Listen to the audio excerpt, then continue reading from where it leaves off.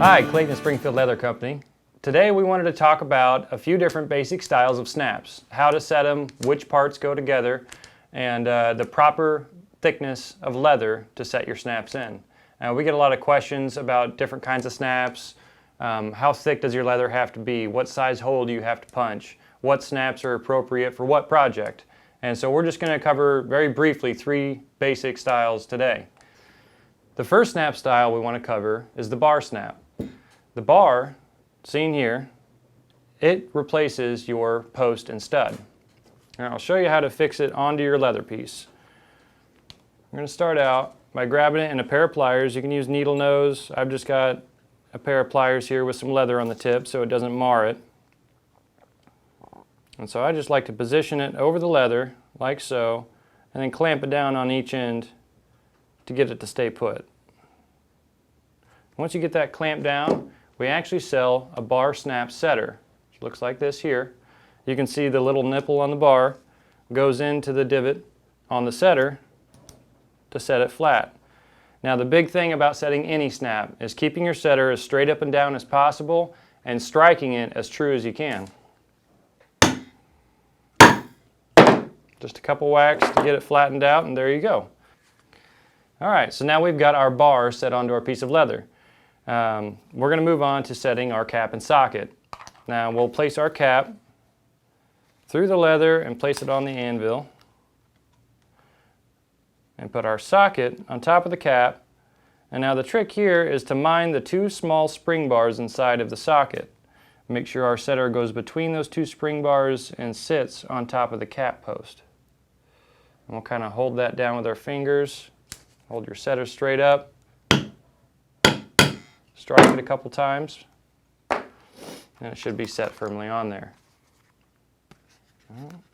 Your snap should be functional and ready to go. Alright, moving on. Next we'll move on to spring snaps, which are essentially the same thing as the bar snap, but like I said, the bar just replaces your stud and post. So we'll set a couple of these. We're going to go ahead and start with our cap and socket. We'll place in the end of our little coin purse here. Now these are the 12.5 millimeter spring snaps, and they set, this is exactly the same process for the 10 millimeter spring snaps, except you use a different setter. This is a setter for the 10 millimeter, and we'll grab our 12.5 millimeter, which is a little bit larger for the larger post of the 12.5. Again, make sure your setter goes between the spring bars before you start pounding on it.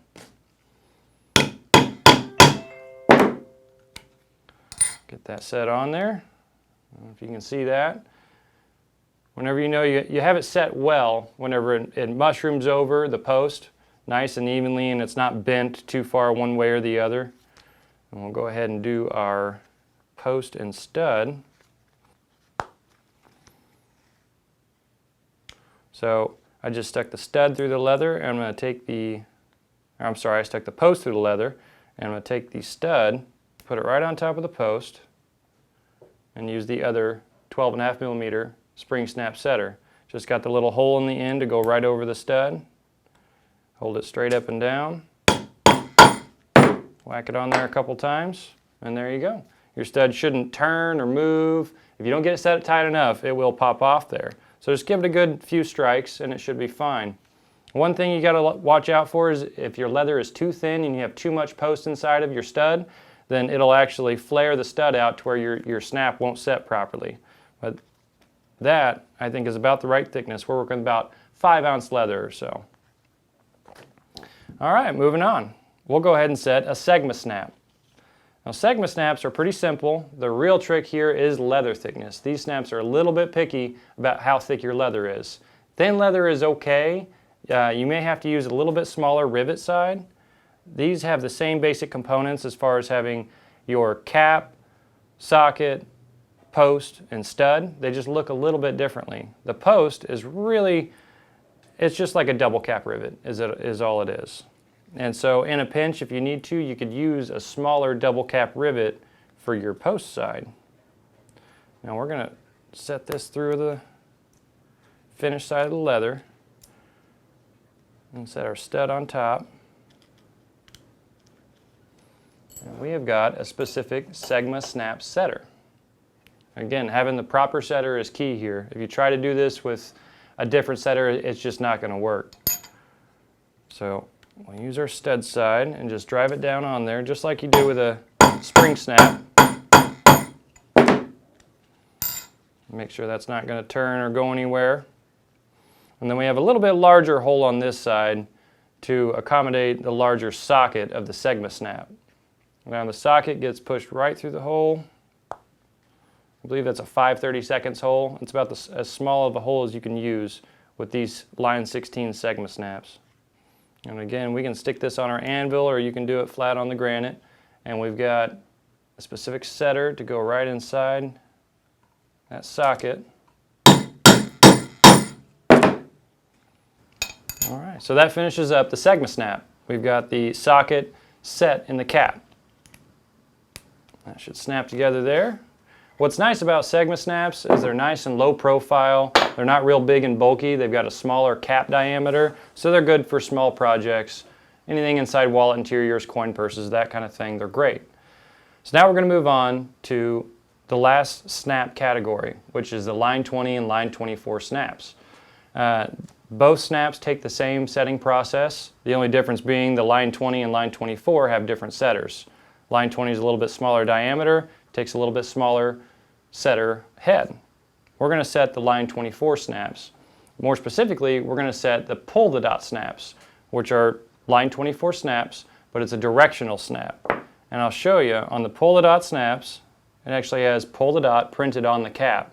A lot of people like to use these for the thumb brakes on holsters or knife sheaths because they can only release from one direction.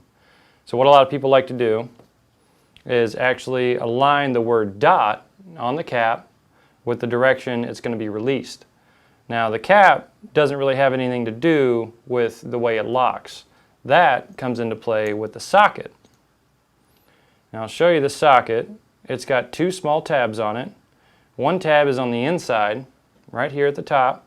That's what actually locks the snap onto the stud. Now it can only release when pulling it from the opposite side. So if this was set in your project, it would only release pulling it from this side. So since we're putting this on a bracelet, we're going to want to make sure that tab on the inside is opposite the outside of your bracelet from which you're going to be pulling it from. Now the other tab on the reverse side keeps the snap from rotating on your project so that that direction doesn't change. So we're going to go ahead and place it on there. We've got our locking tab facing out. And we're going to grab our line 24 setter. Go ahead and set that on there. And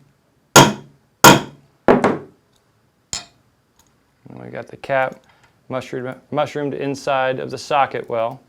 It's nice and tight, it's not going to rotate anywhere. And then we'll go ahead and set the post and stud side. Now the post and stud, again, it's exactly the same as the line 24. The only difference being on the pull the dot, you've got a little bit more curvy profile. It's a little bit more of an hourglass shape to help that locking tab grab on. So we'll go ahead and take our post, stick it through our leather, put our stud on top of the post,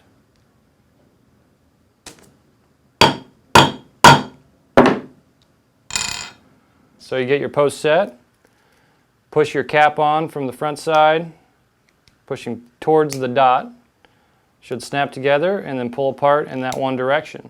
Pulling from any other direction is the snap's not going to release. That's all we got. Be sure to like and subscribe if you got anything out of the video, and let us know if you have any questions or need any snaps. Thanks. Have a great day.